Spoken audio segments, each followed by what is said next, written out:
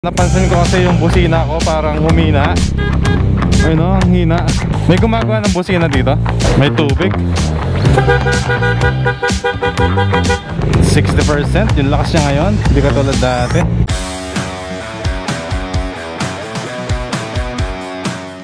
So ayun, what's up sa inyong lahat? So ngayong araw, meron lang tayong pupuntahan. Dito lang muna sa amin, sa may San Francisco o Mabiga, bahala na kung saan tayo mapadpad. Kasi napansin ko kasi yung busina ko parang humina. Yung parang isa lang yung malakas, nagtutunog tuloy siya. Parang tunog torotot ganun. Parang mga ginagamit ng bata sa New Year. Bakit? Saka hindi masyado naririnig. Saka pinaka-reason kaya nagpakabit ako ng Pia horn is para dinig yung busina natin, para dinig na dinig tayo kapag nag-overtake, kapag nagsisignal, for safety reasons, siyempre. Tapos ngayon, hindi ko alam kung saan siya nasira, no? Kasi, ayon sa mga expert, sa mga mekaniko, ang unang-unang nakakasira ng Pia horn is tubig kapag napasukan siya sa loob. Eh, taga ko naman nag-wash ng motor, tsaka nagpapawash ng motor, eh never pa naman nangyari yun. Pero natandaan ko, bago masira yung aking Pia horn, well, hindi ako sigurado, pero nagpa-wash kasi ako ng motor na yun, nagabi na yun. Tapos, kinabukasan, ayun, ganun na tunog ng busina ko. Hindi na siya tulad ng dati na malakas. Ngayon, nasasapawan na siya ng tambutso ko. Kaya ngayon, titingin ako ng mga motoshop dito sa amin. Malapit lang naman. Hopefully, ma-repair pa nila at masalba pa yung aking busina. Kasi nasa 900 plus din kasi yung busina na to eh. Sayang naman. Hindi siya ganun kamahal, pero sayang pa din, di ba? 2 full tank na rin yun. Gumagana siya, no? Tingnan nyo. Ayun, no? Ang hina. Parang tarotot lang. Gumagana siya, hinahawakan ko yung kabila dito sa kanan. Gumagana siya, pero parang sobrang hina. Kasi nagbabibrate siya, it means nag-activate yung parang speaker niya. So, parang mahina lang. So, yun nga, expect ko baka nabasa nung nagpawash ako, kasi medyo mabusisi yung naglinis nung last time eh. Every sulok ini-spray niya ng tubig. So hindi niya siguro alam na kaya yung mga snail type na ganun is bawal talaga mabasa yung loob. Hindi siya katulad ng mga stock na busina. Pero ayoko naman magsisi, ayoko sisihin yung nag-wash kasi baka nga hindi niya alam. So imbes na bumalik ako dun sa car wash, eh paggawa ko na lang, di ba? Eventually masisira din naman to eh. Napaaga lang. Tsaka tropa din yung may-ari ng car wash kasi na yun, kaya ayoko din na may pag-away. Tsaka wala rin naman akong pruweba na doon nasira eh. Kaya hayaan na lang natin, isip na lang tayo ng paraan para maayos yung busina natin. Nakapanood din naman ako sa YouTube na sasalba pa nila yung Pia horn nila, kaya tatry kong paggawa sa mga gumagawa ng motor dito sa amin. Hopefully talaga na magawa pa nila. Kasi kung hindi, mapipilitan tayong bumili ng bago. Tsaka medyo nababother ako dito sa vibrate ng foot peg dito sa passenger side. Grabe yung vibrate niya, ang ingay. Try ko din pa-fix sa kanila, baka may method sila o may paraan sila na alam para mawala yung vibration sa foot peg. Simula dito sa San Francisco, marami nang gumagawa ng motor, kaya kita nyo. So mag-umpisa tayo dito. Siguro dito muna sa side sa kanan, hanggang pabalik, hanggang doon yun. Tingin tayo dito, sana meron. O ito, meron dito. Pabalik na siguro yun. Alam ko banda doon, katapos nung Cashmore Phase 1 meron. Ito, ang daming gumagawa dito ng motor eh. Try natin, hopefully meron. Ang gulong to.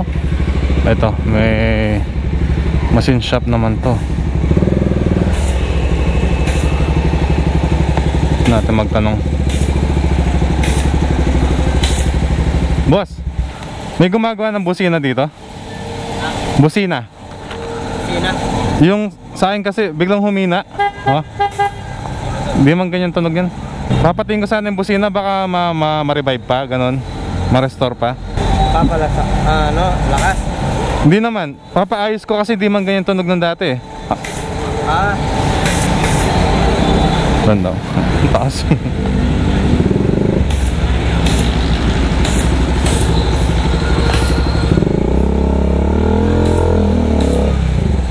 Baka ma-revive mo pa.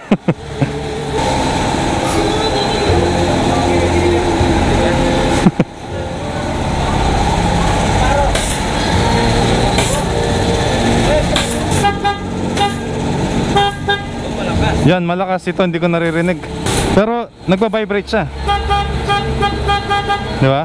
Iniisip ko baka nabasa nung naghugas eh. Iba naman eh. O kaya nga. Dami nagpapagawa dito. Yung mga Mio. TMX pa yun. Nagbe-build din sila dito. Feeling ko basic lang to kay kuya.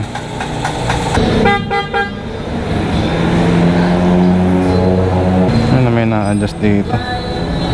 Ito rin napanood ko sa YouTube.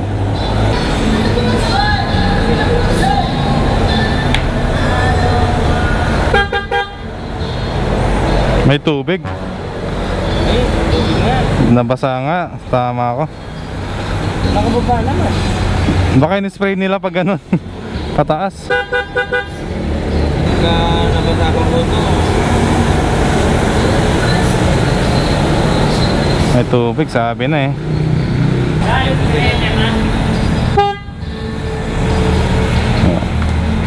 Blower.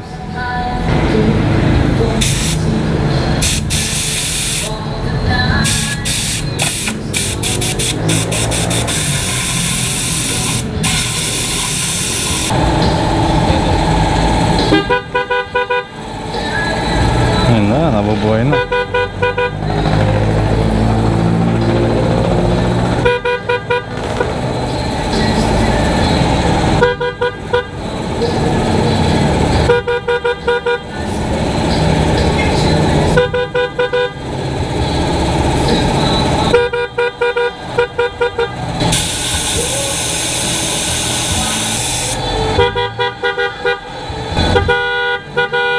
Mukhang goods na.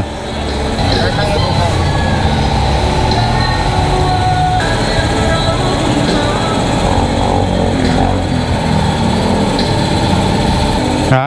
Init pa mo ng makina. Oo nga eh. Tandaan na lang, mapasok ka.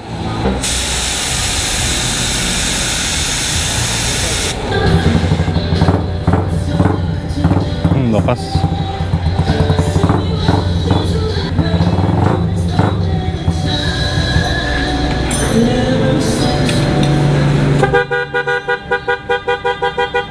Wala kang technique dito, boss? Maingay pag nagbabiyahe na ako? Yung dalawa? Ah, wala na kasi wala man digpitan yan. Ito na. Wala talaga. Ingay eh. Nagaling, boss? Iba na. Bala na daw ako. Pay for the effort. Thank you. Goods na rin. Sira pa yung zipper ng pants ko, buisit. Ayun baba, di ako familiar dito.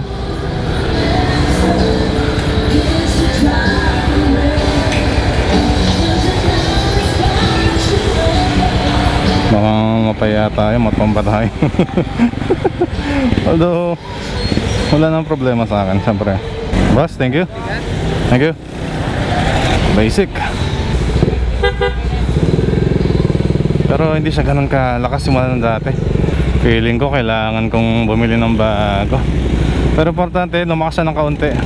Siguro nasa 60%. Yung lakas niya ngayon, hindi katulad dati. Wala, kailangan natin pag-test. Ay, naka-hazard to. Naka-hazard siya eh. Baka may emergency.